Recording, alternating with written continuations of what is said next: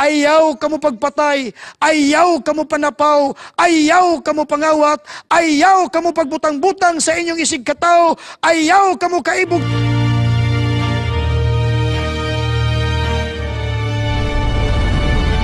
Dalaygon nga Dios, palihog tabangi kami, nga masabta na mo ang pinasay nimong mensahe, pinaagi niining pagsubay na mo sa kasaysayan sa mga Israelhanon. Palihog Ginoo, dugangi among kaalam, ang among pagsabot. Ug palihog balang Espiritu, hatagi kami dugang pang kaalam, nga dili lamang namo masabtan, apan among mahimong makinabuhian ang angay namong makinabuhian. Kay kining tanan naghisgot ug may dakong kalabutan sa tagsa-tagsa namo ka mga batasan. Niining panaw, mga usab unta kami sama sa imong mga katawhan ug dili unta mahitabo ang nahitabo nila kanamo. Niini katapusang dakong balaang panaw padulong sa langit ng Kanaan. Salamat sa iyong pagtubag sa pagampo sa ngalan ni Jesus. Amen.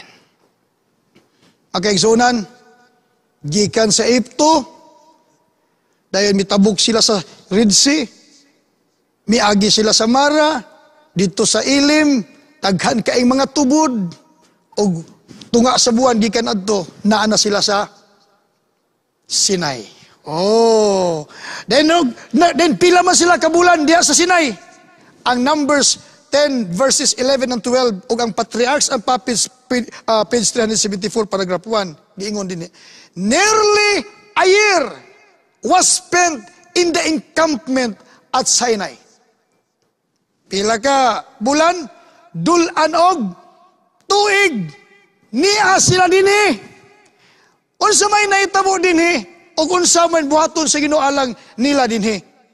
Una, human dinhi, asa sila padulong. Ato sang tan-awon ang human dinhi. What's next after this? Kung mo basahon ang Numbers 10, 11, and 12, nag-ingon dinhi magaigsunan, and the children of Israel set out from the wilderness of Sinai on their journeys. Then the cloud settled down in the wilderness of Paran. Hello? Nakahinumdum na mo? Asa sila? Nasumpay na? Sa wilderness of Paran. Mauna ang ikaduhang suwito. 15 months after silang pagawa sa Egypto. Ang gisundan ani, sawa pa sila kaabot sa Paran, 3 ka buwan before paana, tua sila sa Sinai. O kung sa may nahitabo sa Sinai, ang Patriarchs and Prophets, page 303 nag-ingon, at Mount Sinai, there occurred one of the great events of Jewish history, the incorporation of Israel as a church and as a nation under the theocracy. Wow! Pagkaninduta, ang mga ulipon nga gikan sa Ehipto ni 3 ka bulan nakaabot na Sinai, o giorganisar sila sa mismo sa atong Ginoo, sa ilang Ginoo, nga atong Ginoo. Nga ang ilang kahimtang gidumalahan sa ato gayon nga Dios. Pagkaninduta no? Unsa ba? Among others, the process of organization at Sinai include the following: the proclamation of the 10 Commandments, Number 2, the construction of the tabernacle. Number 3, the giving of ceremonial and civil laws. Sa ato ba, 3 months after sa ilang paggawas sa Egypto, gipurma na sila sa Dios, ingon nga usa ka pinasahi nga nasud. Pagkanindot. Unsa gingon dinhi? A unique relationship was effected between the Lord and the descendants of Abraham, one into which no other nation would ever enter. Its purpose was to prepare the way for the coming of Christ as man's Savior. Praise the Lord. Pagkanindot yun ay sa atong Ginoo. Palihog, mahilig man mo og mga sugilanon, mahilig man ta og sugilanon, pero tanaw na to sa dako nga ulagway kini nga sugilanon. Giplano sa dako nga Dios. Nga dili lang siya naghuna-huna sa iyang makatawhan ni ining tungura isip mga kaliwat sa iyang gihatagan sa saad nga si Abraham.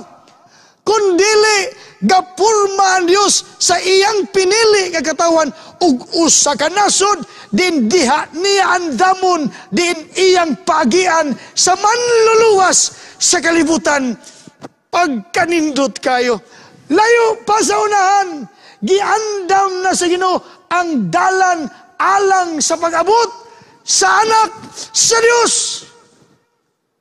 Pagkanindot kayo sa sugilanon. Pagkanindot yun sa sugilanon. Ginindutan ba mo? Diya, kamong mga nangaon, kamong mga nasa sala, ginindutan kong gasulti din eh.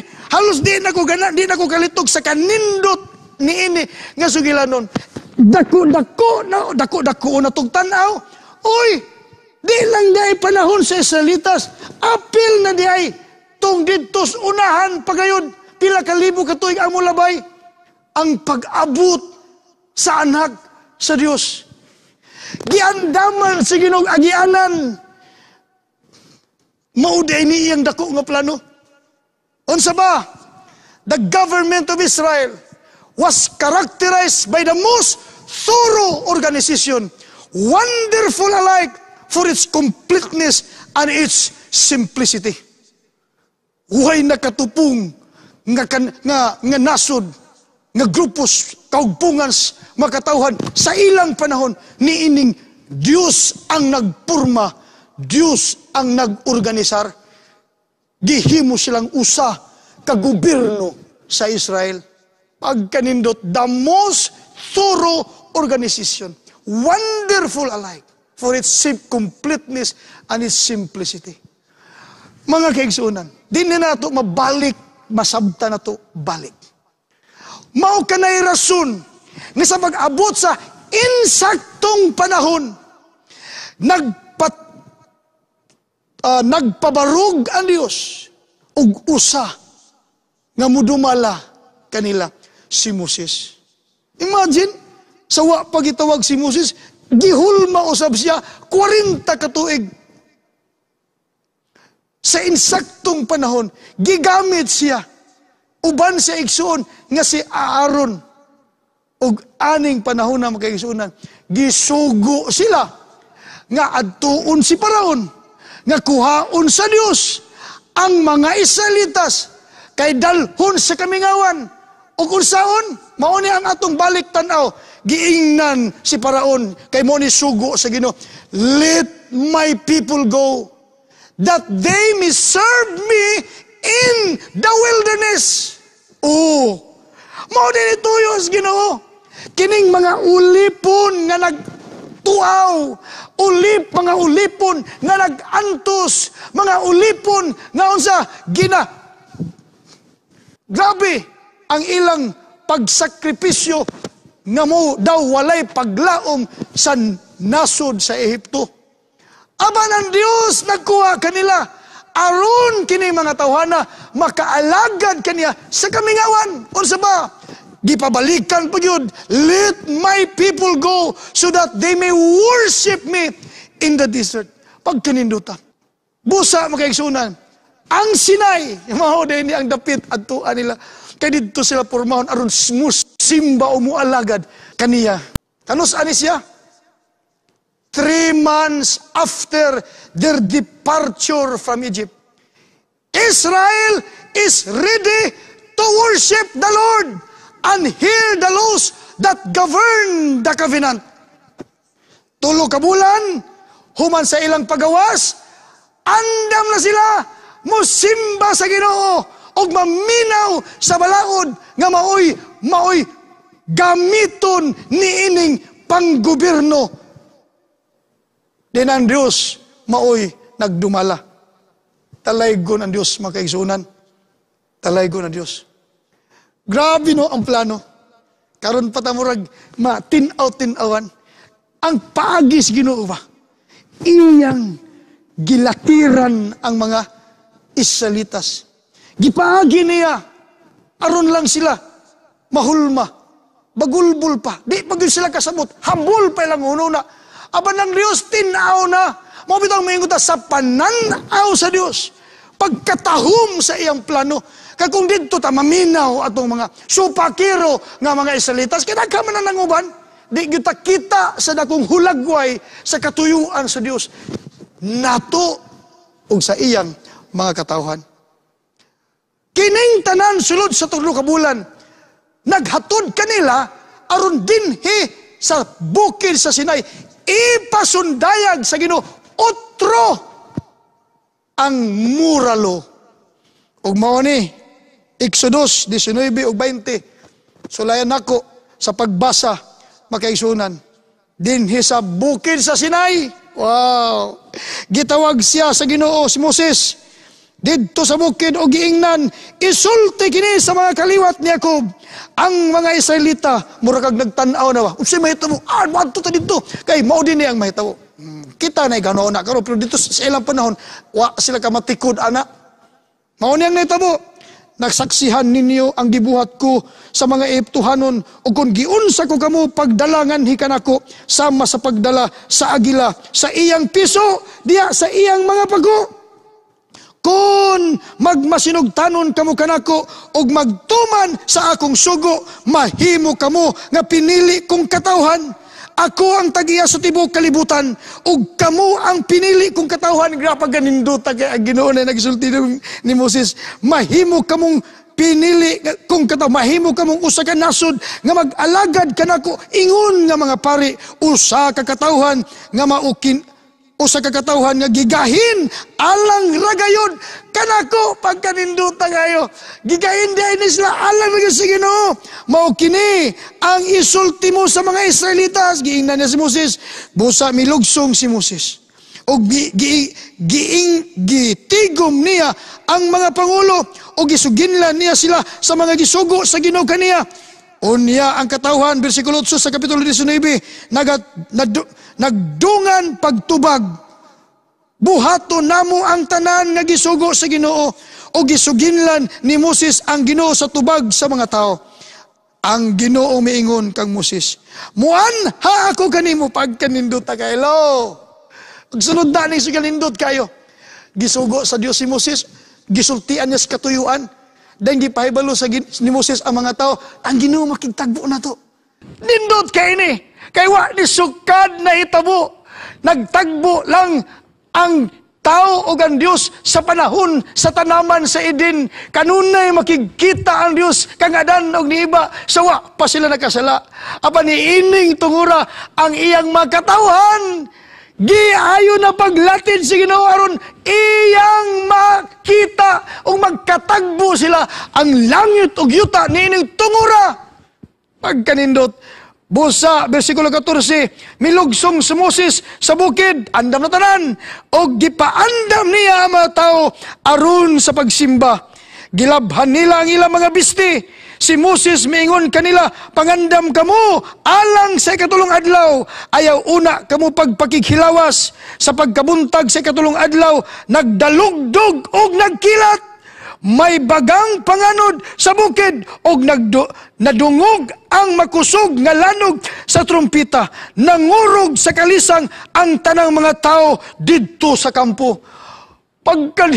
Di man ni basta-basta di hining atong ikaatubang ang Diyos sa tibuok universo. Mag-igsunan, no sinita mo? Nangurog ang tanang sa kalisang ang tanang mga tao nga didto sa kampo. Gidala ni Moses ang mga tao gawa sa kampo aron pagsugat sa Dios og mitindog sila sa tiilan sa bukid.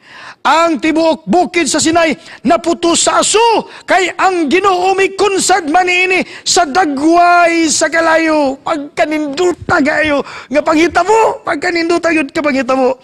Unya misaka ang aso sama sa aso, misaka ang aso sama sa aso gikan sa usa ka hudno og naglinog didto sa tibok bukid og sa nag-anam kakusog ang linog nag-anam kakusog ang tingog sa trumpita, misulti si Moses og gitubag siya sa Dios didto sa nalugdog ni ana. Nakigistorya na si Moses ug ang Dios. Nanaog ang Ginoo didto sa tumoy sa bukid sa Sinai. Gipaadto niya si Moses sa tumoy sa bukid ug mitunga sa bukid pagkaninduta ang Ginoo miingon kang Moses, lugsong og pasidan iya mga tao sa dili paglatas sa utlanan aron pagtan-aw kanako kay kun himuon nila kini mga matay ang kadaghanan kanila.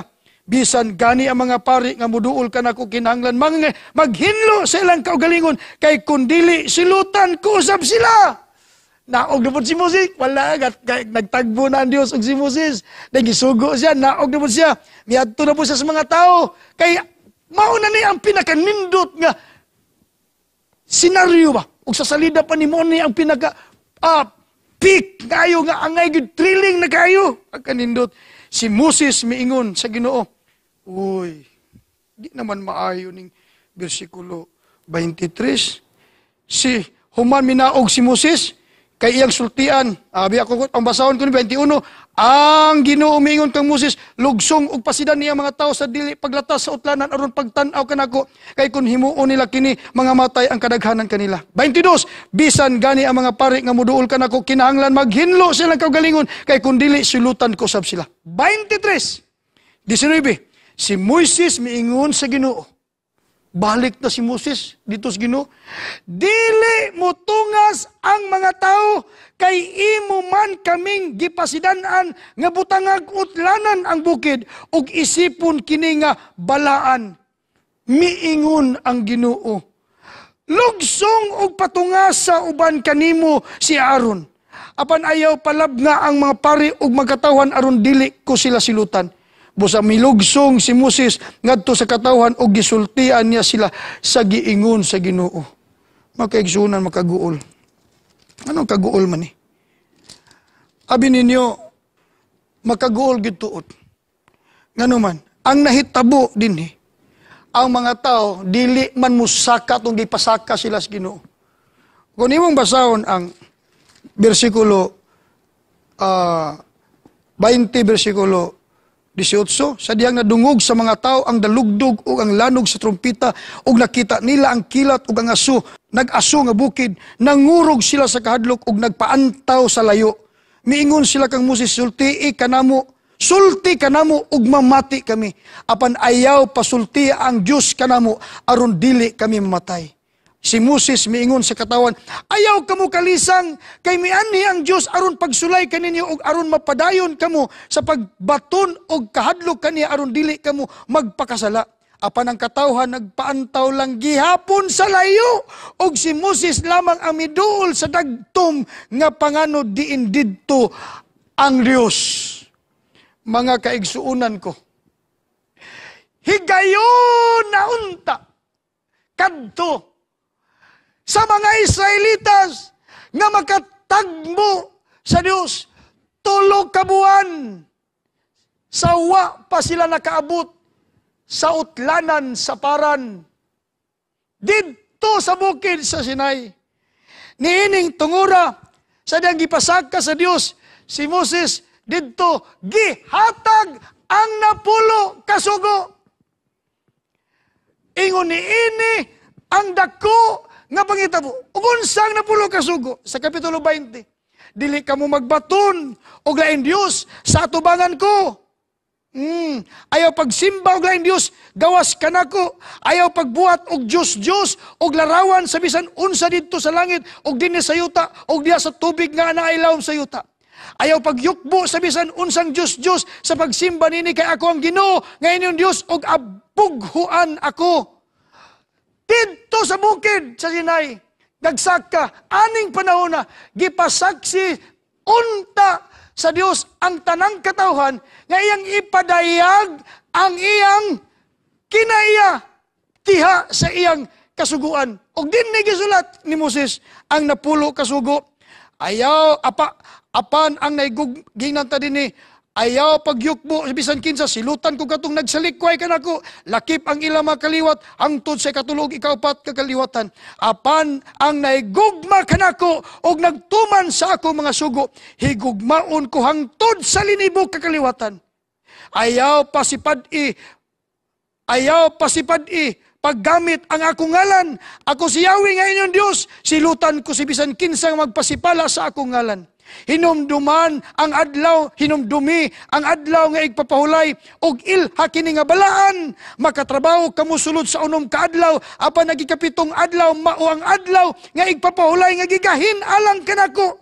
Ayaw kamo pagtrabaho niya ng adlaw o inyo mga anak, mga ulipon, mga kayupan, mga langyaw, mga nagpuyo sa inyong mga lungsod. Sulod sa unom kaadlaw gibuhat ko ang langit, ang yuta, ang kadagatan, ug ang tanan nga anaa niini, og mipahulay ako sa ikapitong adlaw busa gipanalanginan ko ang adlawng igpapahulay og gibalaan kini. Tahuron ang inyong amahan o ginahan aron mutaas ang inyong kinabuhi diha sa yuta nga gihatag kaninyo sa Ginoo nga inyong Dios. Hinumduman nato samtang ginasulti na o ginasulat na sa Dios, nagakurog ang yuta. Gipadayag sa Dios ang iyang kinaiya diha sa kasuguan. Tahura ang inyong amahan ginahan aron unsa, aron ang mutaas ang inyong kinabuhi diha sa yuta nga gihatag kaninyo sa Ginoo nga inyong Dios. Ayaw kamo pagpatay, ayaw kamo panapaw, ayaw kamo pangawat, ayaw kamo pagbutang-butang sa inyong isig katao, ayaw kamo kaibog sa balay sa laing tao o sa iyang asawa o sa iyang mga ulipon o sa iyang mga baka, sa iyang mga asno o sa bisan unsa nga iya ha. Ang napulo kasugo, damuralo, gipadayag ingon nga mao'y langit nung kinaya sa Dios o gipanaog didto sa kahimtang masabot sa mga habol o makasasala nga katawhan. Giila nato na pulo kasugo, giatag sa Dios. Niini tungura sa pinakamaayo nga paagi, nga drama, murag salida. Apan magkaigsunan. Niining dapita, bisan tuod ang Diyos naghatag, nagpadayag siyang kaugalingon. Although nahatag man, nabit-bit ni Moses, ang mga tao sa sunod ka bersikulo, akong ibasa ka ganina, wa gid mi sunod sa gisugo sa Ginoo. Wa gid mi duol niya. Kung ako musultihan, that was the last of this generation. They had supposedly an opportunity to meet face to face with God. Maunta tong kay gayunan. Nga ilang matagbo naung og naung ang Dios. Apan tungod kay ilang gibalibaran. 3 months after, didto sa Paran, mao na to, nagpakita sila ilang tinuod di ay nga batasan. Gani, niining tungura makaigsuunan. Pagkasusubo, tungod kay samtang sila, gapaantaw lang sa layo, ang sugilanon, paminawan niyo ang sunod.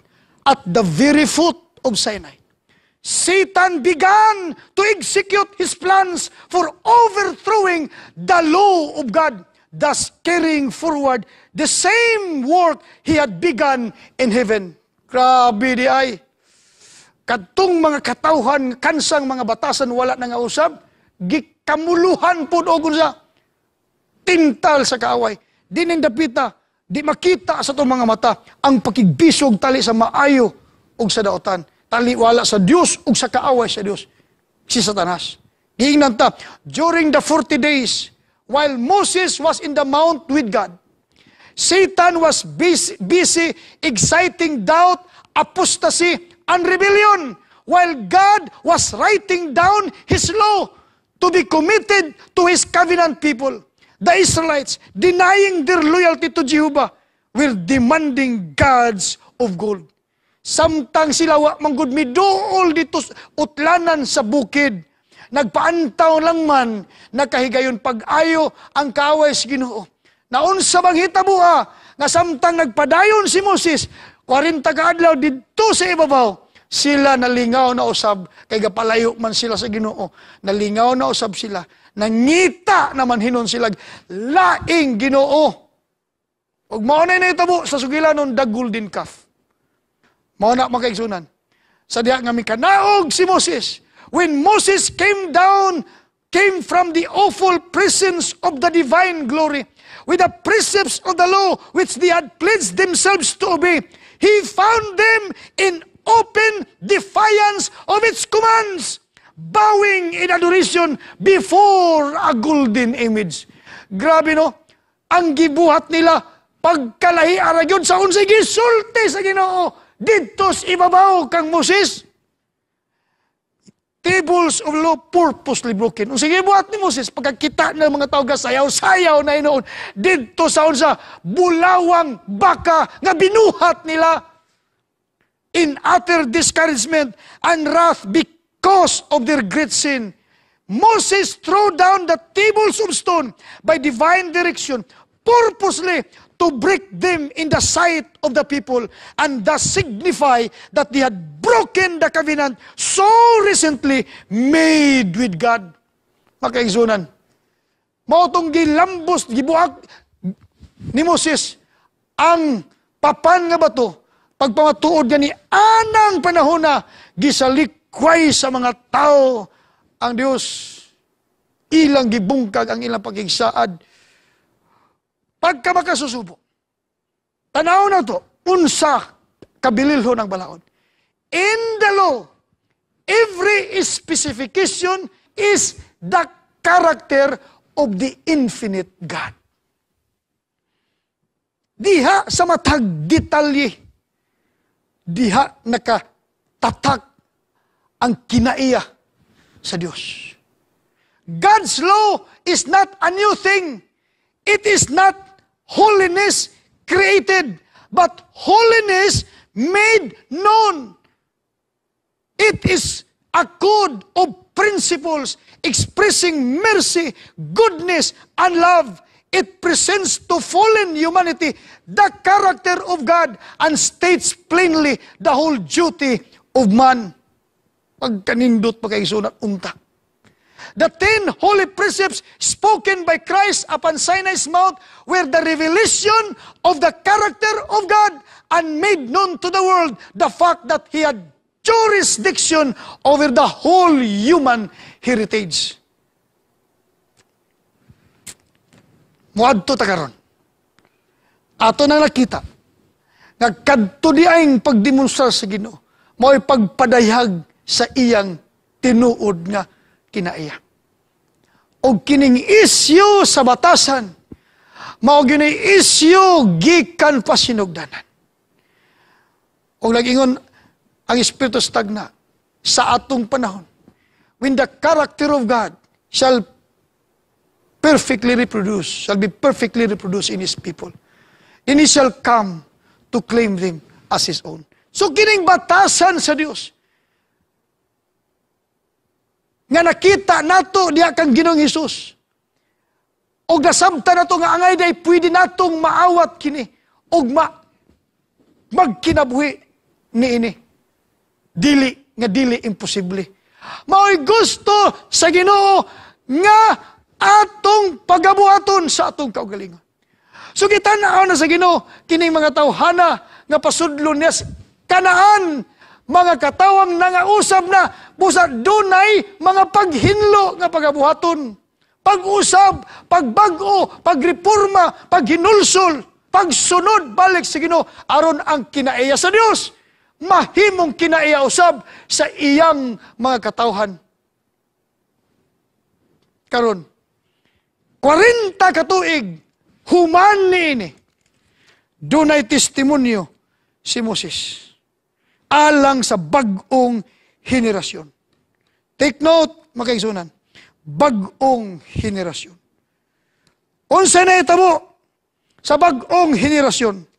Sa diha nga nakaabot na balik sa maong samang utlanan ang bag-ong henerasyon sa mga Israelhanon 40 years after. Ato nanggi fast forward. Si Moses nag-isulti ni ining mga pulungan, ni ining bagong henerasyon. Unya miingon si Moses sa katawhan, pagmatngon kamo sa tanang sugo nga gitudlo ko kaninyo, og tumana kini, aron kamo magpabiling buhi, og makasulod, og makapanag-iya sa yuta nga gihatag kaninyo sa Ginoo.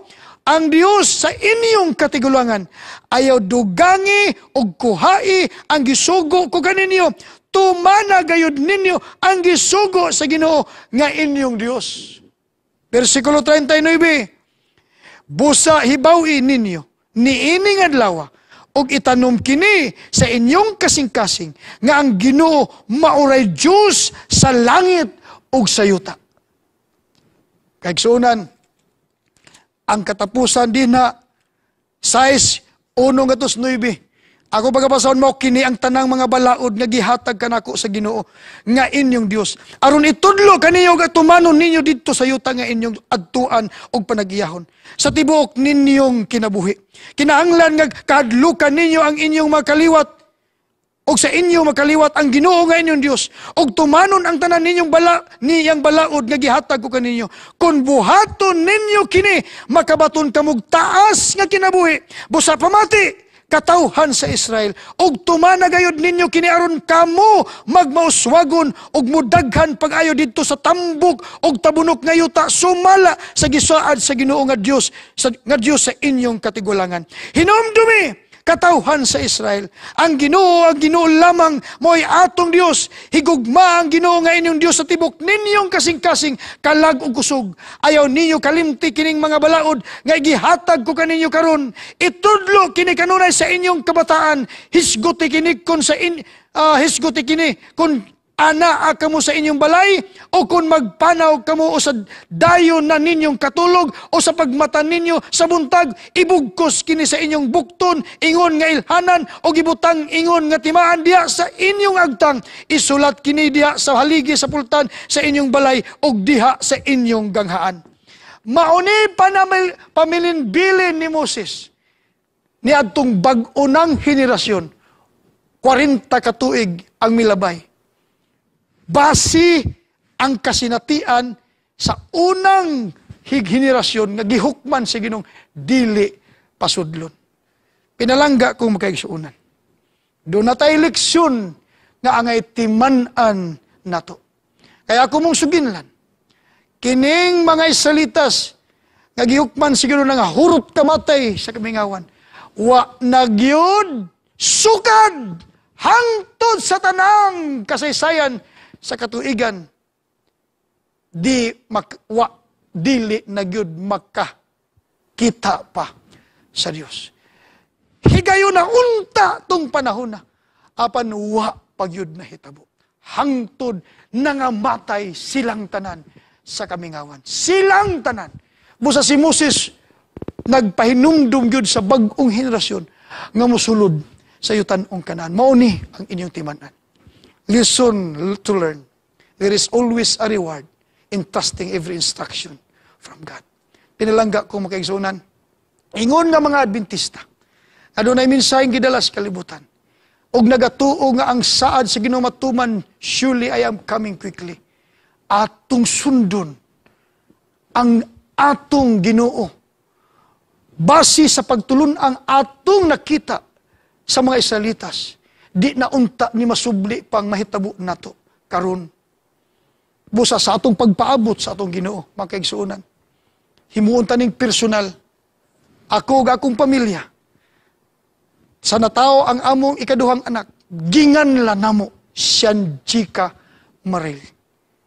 Aron makita namo sa ikaduhang anak, sama sa iyang magulang, na kining mga bataa, among inspirasyon sa among pagpaabot sa Ginoo. Kaya ang kahulugan sa Jika, Jesus is coming again. Makaigsunan, ako mong paibalon, nga ugma, wala ta, magdili ta makapadayon, tungod kay, ang i-live na to ugma, mao ang communion service sa pagtapos ni ining 10 days of prayer. mubalik ta pagkasabado sa gabi. Alang nini katapusang mabulukong mga sugilanon. Og tapuso nato nga magkasulod yun sila sa Kanaan sa Domingo sa gabi. Praise the Lord. Og ako mo ingnon, sa samang pagi, gaimbitar ko ninyo, nga atong sulayan sa pagmata ang kaadlahon. Og tambungan na to kining mga manindot nga pagpahamangno panahon sa kadlawon ang an hour at doon. Dalaygo ng Diyos, magampo ta. O magkita ta, sunod ugma, Sabado sa gabi, kining katapusang duha ka sugilanon. Bag-unang henerasyon, unsaon na nila pagsulod ang Kanaan. Abangan, magampo ta. Dalaygon nga Diyos, salamat nga natapos sa gid kami. Bisan sa dunay mga technical nga diferensyapan, gidayeg na mo ikaw.